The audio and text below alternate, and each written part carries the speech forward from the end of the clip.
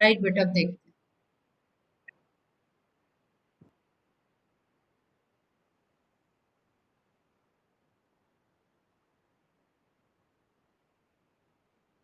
देखा आपने, full screen पर दिखाई दे रहा है सारे बच्चों को?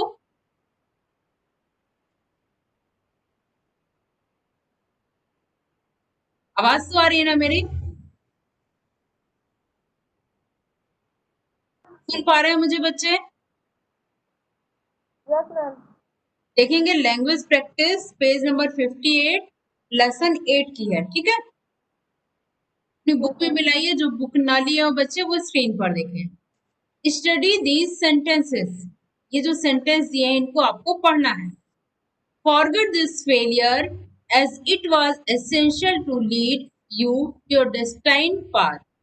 अब्दुल कलाम वाले लेसन का ये सेंटेंस है। कहते हैं कि असफलता को भूल जाओ क्योंकि यह जो तुम्हारा डेस्टाइन पाथ है, भाग्य द्वारा निर्धारित पाथ है, रास्ता है, उसके लीड करने के लिए बहुत आवश्यक है असफलता को भूलना। यहाँ पे अंडरलाइन किस वर्ड में है? ये दिख रहा है अंडरलाइन? वेरी गुड, एज में अंडरलाइन है। तो एज का यूज यहाँ पर आपको कितने तरीकों से हो सकता है ये बताया जा रहा है। तो यहाँ पर एज का यूज आ रहा है कि, जैसा कि, क्योंकि, दो तरह से इसका यूज बताया जाए। नेक्स्ट हम देखते हैं sentence, this energy is release into either each night. ये जो एनर्जी है, जब वो लेसन में बताया गया है कि जो हमारी इलेक्ट्रोमैग्नेटिक एनर्जी है वो ऊपर जो आसमान में, इधर में, वातावरण में रिलीज होती है। एक रात को एनर्जी रिलीज होती है। As the mind falls in the sleep state, जैसे ही, यहाँ पर यूज आया है एस का मीन्स जैसे ही। आप कॉपी में पेन से लिख भी सकते हैं कि एस का यूज यहाँ पर जैसे ही और यहाँ पर क्यों किया है। जैसे ही माइंड हमारा निद्रावस्था में जाता है। एस के हमने देखा यहाँ पर दो मीनिंग है, क्योंकि और जैसे। The word as in this sentence has been used as a connector. Connector तो आपको मालूम है, कंजक्शन एज ए कनेक्टर, योजक शब्द की तरह इसको यूज किया जाता है। फॉरगेट दिस फेलियर ये अलग सेंटेंस है। It was essential to lead you to your destined path, ये अलग सेंटेंस है। दोनों सेंटेंस को हमने एस से जोड़ा। It is different meaning in these sentences, यहाँ पर एस का मीनिंग आया है क्योंकि, और सेकंड सेंटेंस में एस का मीनिंग आया है जैसा। In sentence first it means because, sentence first में क्योंकि, while in sentence second it means during the time। जो सेकंड सेंटेंस है, सेकंड सेंटेंस हमारा, the energy is release into the either each night, प्रत्येक रात को वातावरण में एनर्जी रिलीज हो जाती है। As the mind falls in the sleep state. During the time means जितने समय तक हमारा मस्तिष्क निद्रावस्था में रहता है, जितने समय तक हम सो रहते हैं, एनर्जी वातावरण में रिलीज होती है। तो फर्स्ट का है, ये देखिए, आप इसको अंडरलाइन करिए बुक में और कॉपी में नोट करिए। एज मीन्स फर्स्ट सेंटेंस में बिकॉज, और सेकंड सेंटेंस में एज इट मीन्स, मतलब एज, यहाँ पर एज लिख लीजिए नहीं तो इट का मीनिंग कर जाएंगे। सेकंड सेंटेंस में एज का मीनिंग आया है ड्यूरिंग द टाइम, इतने समय के दौरान, निद्रावस्था के दौरान, ये सेंटेंस से बताया। एस के कितने मीनिंग हुए? बिकॉज हाँ, during the time, first sentence में क्या बताया गया है? बिकॉज बिकॉज, और सेकंड में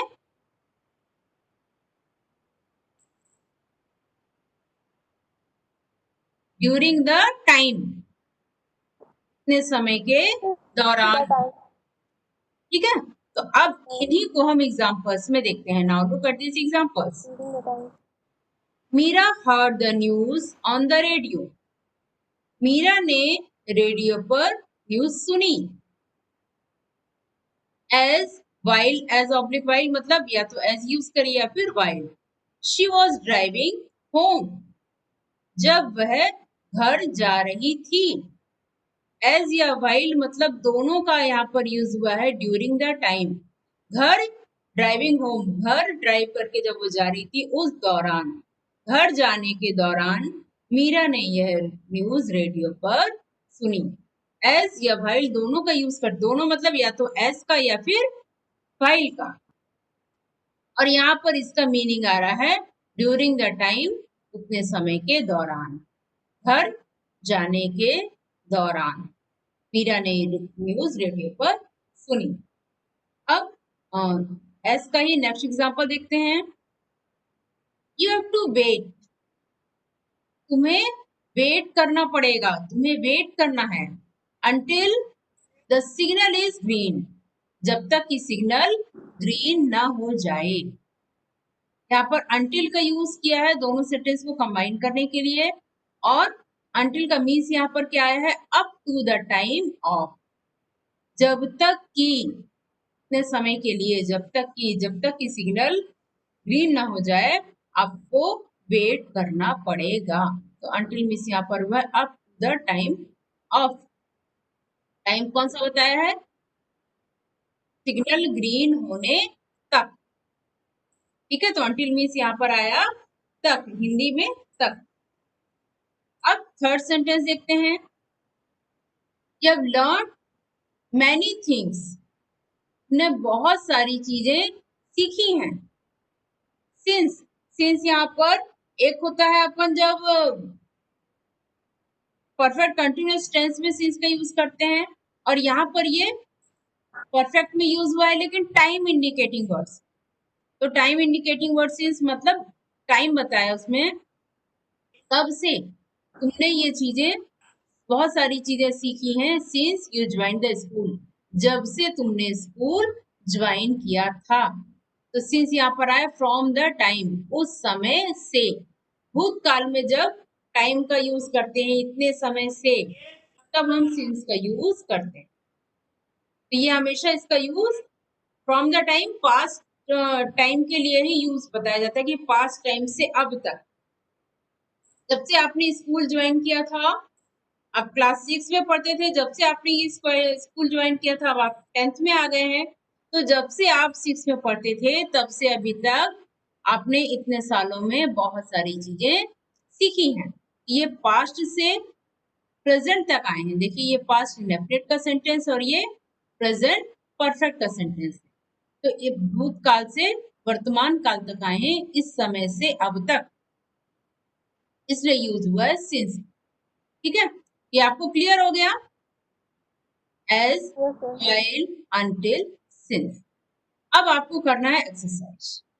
अब मैं पूछूंगी, आप आंसर देंगे।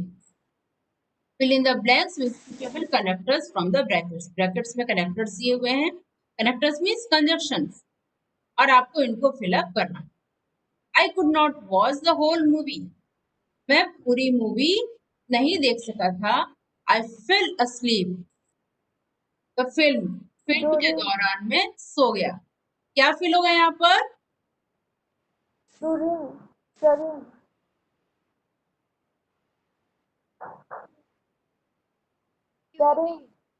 हाँ ड्यूरिंग, डरिंग नहीं बेटा, ड्यूरिंग। ठीक है,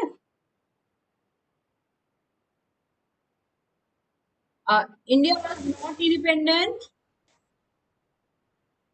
इंडिया इंडिपेंडेंट नहीं था। until, हाँ, 14 अगस्त 1947 तक, अनटिल।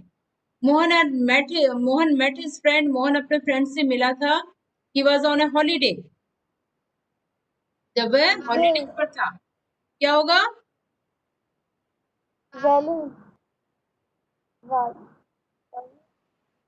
हाँ वाइल, while, जब तक वह हॉलीडे में था, मिला था। 2 hours है पास, 2 घंटे गुजर चुके हैं। यू टुक मेडिसिन, तुमने मेडिसिन ली थी। देखिए पास्ट इंडेफिनिट है, हाँ कौन सा, since, right. He was absent, वह एब्सेंट था क्योंकि वह सिक था। He was sick because, because. अब देखिए मैच करिए, सबके आंसर यही है। I could not watch the whole movie, I feel asleep during the film. India was not independent until 14 August 1947. Mohan met his friend while he was on a holiday. 2 hours have passed since you took medicine. He was absent because he was sick.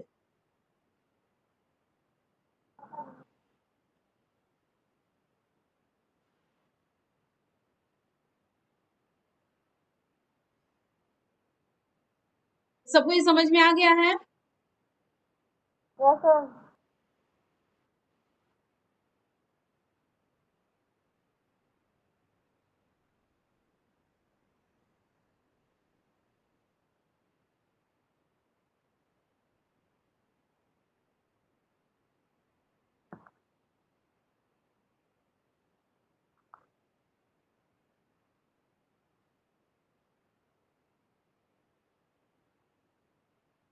एक बार पूरा revise कर लीजिए अच्छे से फटाफट, और फिर मुझे बताइए अगर कोई दिक्कत हो तो। Seven days earlier, as it is the ready to do our plan. This is and is in the night as the falls into the deep stars in the time of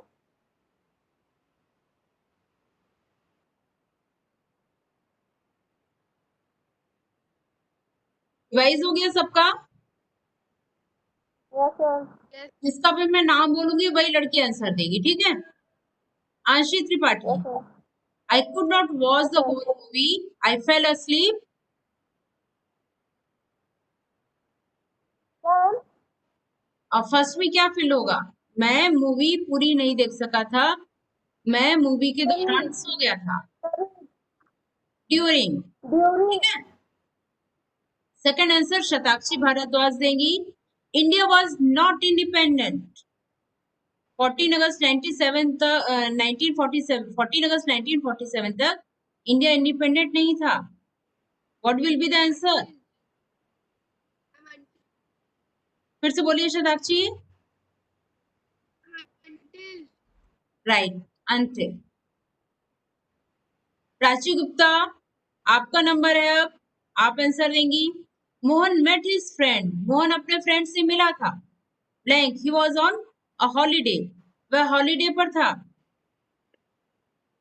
tell me the answer.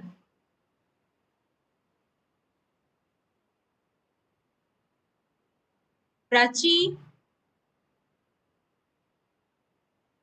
सुन नहीं पा रही हैं? Any other students? Ma'am while right, while. 2 hours have passed, 2 घंटे गुजर चुके हैं। You took medicine, जब से आपने मेडिसिन ली है। रुक्मणी नामदेव, आप आंसर दे सकती हैं?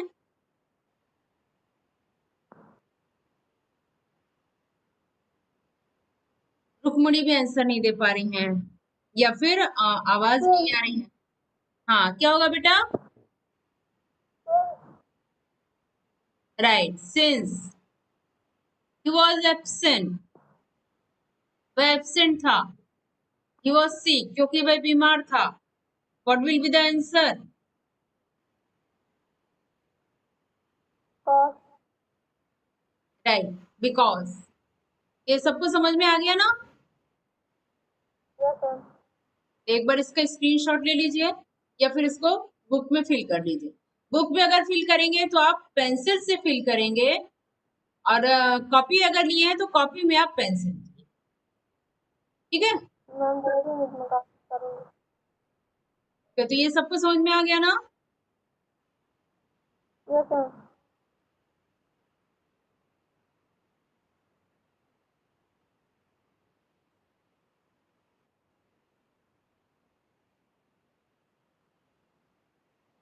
राइट। मोहिनी, आपने एक भी आंसर नहीं दिया है। अब इसमें बताइए, इसमें अगर कहीं किसी को कोई दिक्कत हो तो बताइए।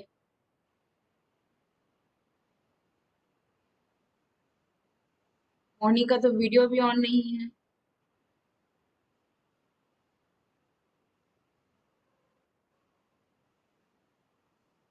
आशी Tripathi, Mohini Kushwaha, Ruchi Namdev, Shatakshi Bhardwaj, Vikram, I think is Prachi.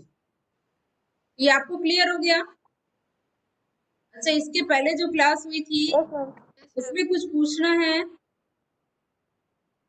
Lesson 6 की जो लैंग्वेज प्रैक्टिस थी, मैम वो भी अगर उसमें अगर किसी कंप्लीट हो गया पिक्चर तक। हाँ बेटा, कंप्लीट हो गया था मैम उसी दिन। उसी दिन हो गया था, तो ये सब कुछ क्लियर हो गया था ना? कहीं कुछ पूछना तो नहीं है आपको? May, can, could, might, no must, ma'am. उनका यूज। तो हम इसके आगे बढ़ सकते हैं। Yes ma'am. तो फिर लेसन 9 निकाल लीजिए।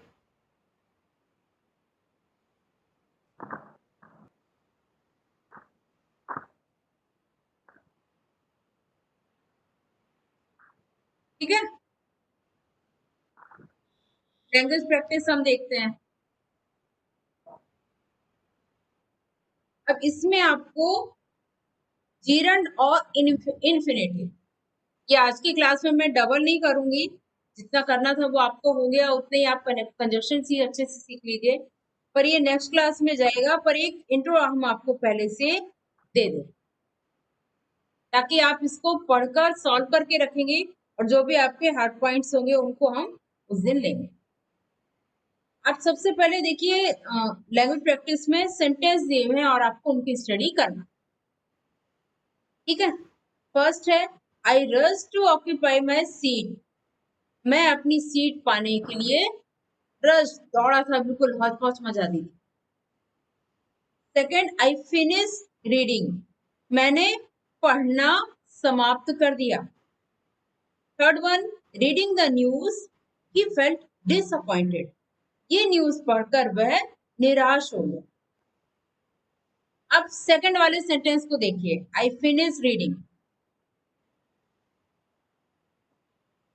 क्या लगता है आपको, ये कौन से टेंस का सेंटेंस है? टेंस तो सबने पढ़े हैं। पास्ट पास्ट, कौन सा पास्ट?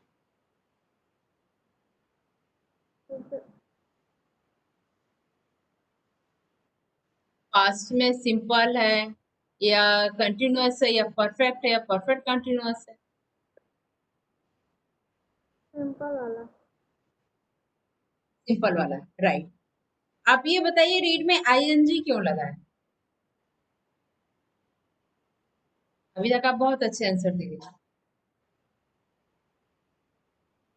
क्योंकि हमारा पूरा फोकस जो आपको सीखना है वो बस इसी को सीखना है, जो अंडरलाइन वर्ड्स है, रीडिंग।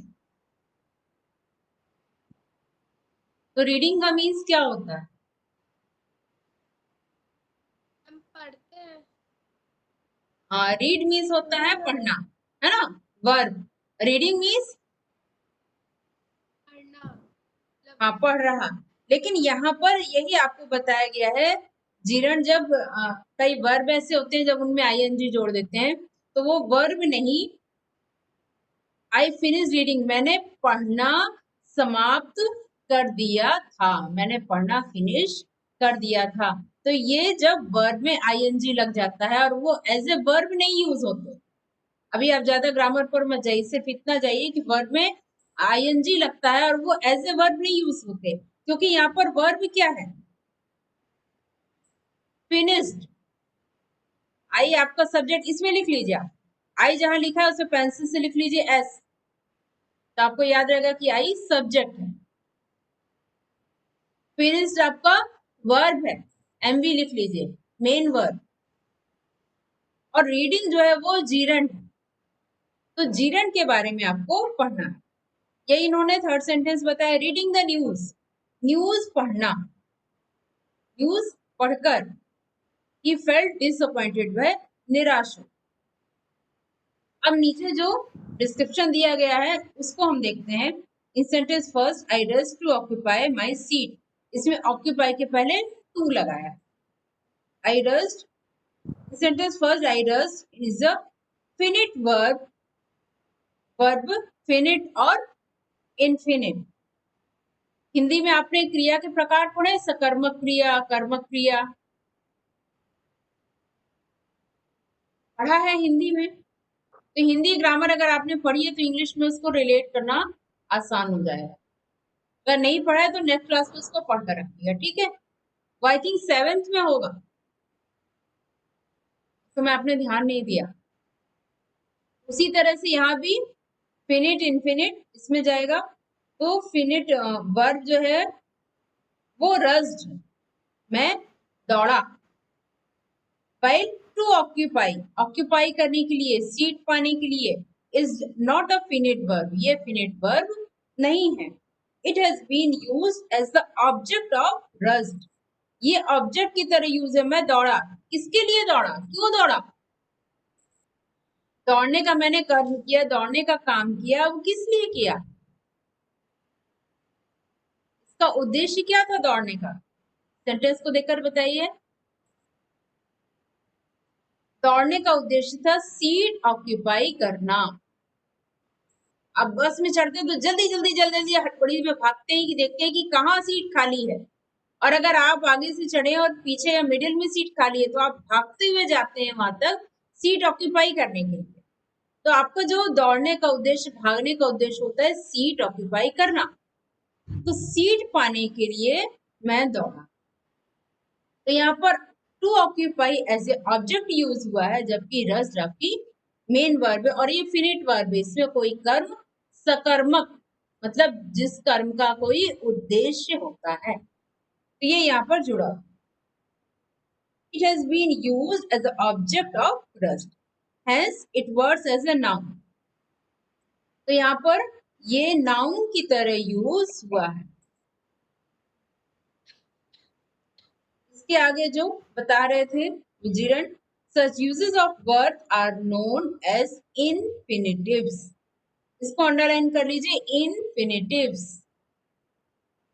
प्राची गुप्ता कुछ पेन लेकर बैठी हैं, खाली सुनना नहीं है, इसको अंडरलाइन करिए। All the same second sentence में चलते हैं। Reading in sentence 2 is a gerund, gerund जो रीडिंग लिखा है सेकंड सेंटेंस में अंडरलाइन है, आप अपनी तरफ से और एक बार अंडरलाइन करिए और उसमें लिखिए जीरन, GERUND, जीरन, जीरा नहीं है, जीरन, नाम याद रखिएगा। जीवन, जीरन। बीच बीच में बेटा क्लास में बच्चे आते हैं तो मैं देख नहीं पाती हूँ, ये शुरू से ही आ जाया करें तो ज्यादा अच्छा रहेगा, ठीक है। अब all the same, reading in sentence 2 is a gerund, while reading and disappointed in sentence 3 are participles। Third वाले सेंटेंस में न्यूज पढ़ने के दौरान, तो ये वर्ब हो गई, वर्ब का ये उन्होंने कहा कि ये सेंटेंस 3 में डिसअपॉइंटेड, ये तो थर्ड फॉर्म है, आपको मालूम है, तो ये पार्टिसिपल्स है। All these forms, infinitives, gerunds, and participles, are known as non-finite forms of verbs। इसको अंडरलाइन करिए। Infinitives, gerund, participles. Infinitives number 1 डाल दीजिए, gerund second number, participles third number, underline कर लीजिए। यह है नॉन फिनिट फॉर्म्स। हिंदी में सकर्मक और अकर्मक का कॉन्सेप्ट पढ़ेंगे, वही इसमें बहुत अच्छे से क्लियर हो जाए। अब इसकी एक्सरसाइज अभी हम आपको नहीं बताएंगे क्योंकि अभी आपको सिर्फ इसको समझना, और इतना शॉर्ट में आप लिखा है इसको पढ़ लीजिए क्योंकि आपका पेपर इसी से आता है, तो कर लीजिए। सेपरेट में वीडियोस बनाऊंगी, जीरन का अलग, इन्फिनेटिव का अलग, पार्टिसिपल्स का अलग। वो 3 वीडियो जब आप बिल्कुल अलग-अलग देखेंगे तो आपको ये चीजें बहुत अच्छे से क्लियर हो जाएगी। और इसमें जो बना हुआ है टेबल वो आपको लर्न करना है।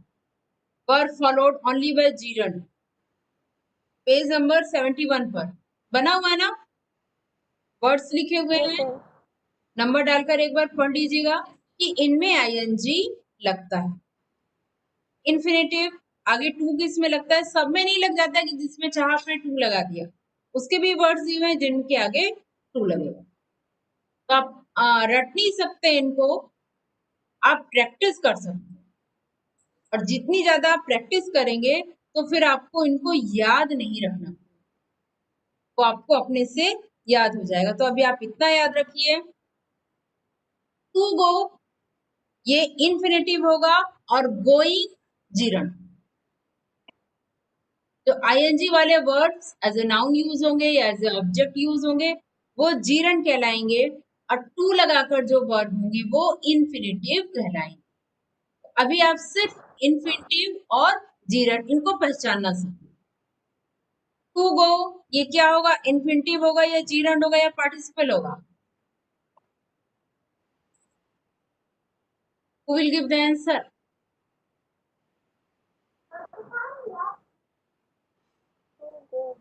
कौन बता रहा है? हाँ, टू गो इन्फिनेटिव होगा और गोइंग, गोइंग क्या होगा?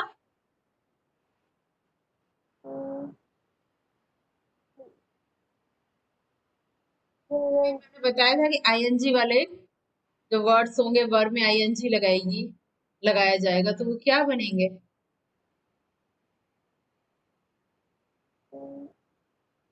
जिरन। होगा जीरन, ठीक है।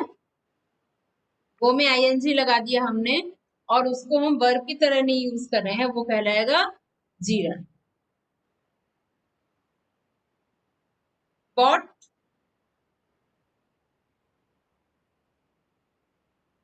बॉट क्या कहलाएगा?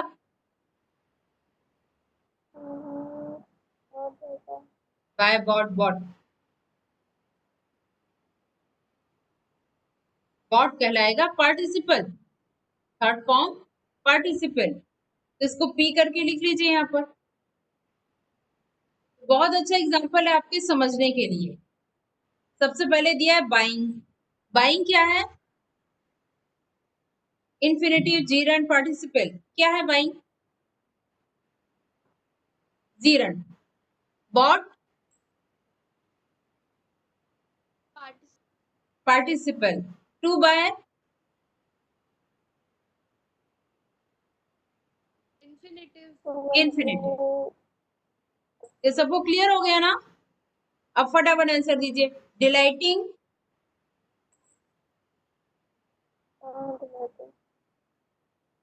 जीरन, डिलाइटेड,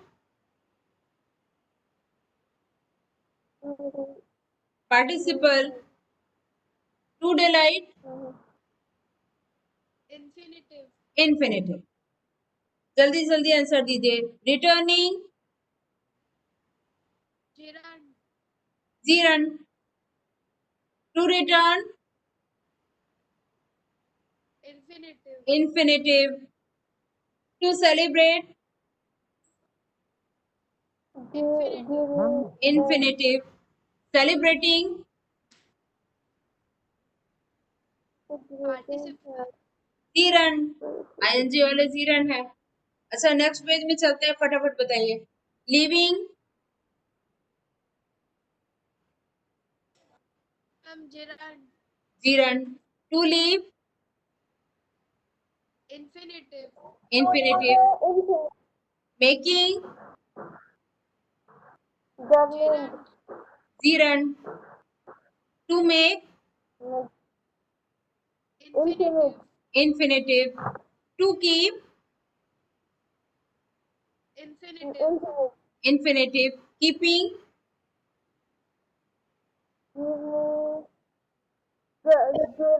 हाँ जीरन, आईएनजी लगा है। तो 4 बार बोलोगे तो बोलने की प्रैक्टिस हो जाएगी। To wait, to wait Infinite. Infinitive. Prachi कुछ बोलिए भी, आप पूरे टाइम लिख रही हैं। Waiting Gerund. Gerund. To give up Infinite. Infinitive. Infinitive. Giving up Giving up. Gerund, ma'am. Gerund. ये क्लियर हो गया ना? Given. तो आपको ये तो क्लियर हो गया कि what is infinitive, what is Jiran and what is a participle. इतना तो आपको क्लियर हो गया ना? तो इतना ही आप क्लियर बनाए रखिए और फिर इसको पढ़िए, फिर इसको नेक्स्ट क्लास में हम कंप्लीट करेंगे कि कहाँ पर किसका यूज किस तरीके से होता है। लेकिन आप ये मत भूल जाइए कि कौन सा इन्फिनेटिव है, कौन सा जीरंड है, कौन सा पार्टिसिपल है। इसको आप एक दो बार रिवाइज करिए, इसको आप एक दो बार सेपरेटली पढ़िए। ठीक है, जब याद रखेंगे कि ये क्या है तब तो इसका यूज कर पाएंगे, नहीं तो फिर प्रॉब्लम हो जाएगी। तो आज जितना पढ़ा उसमें अगर कहीं आपको प्रॉब्लम हो, कुछ ना समझ में आया हो तो पूछिए।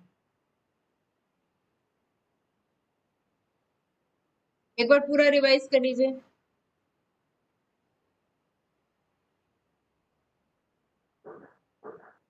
What a minute.